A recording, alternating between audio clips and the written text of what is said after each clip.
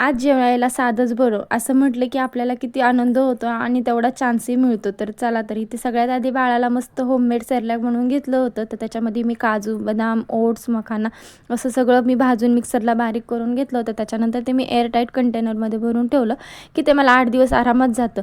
तर मी अजूनपर्यंत तर त्याला बाहेरचं काही सेरलॅक दिलं नाही. बाहेरच्या सेरलॅकमध्ये शुगर असते आणि बाळाला 2 वर्षापर्यंत शुगर देऊ नये असं म्हणतात.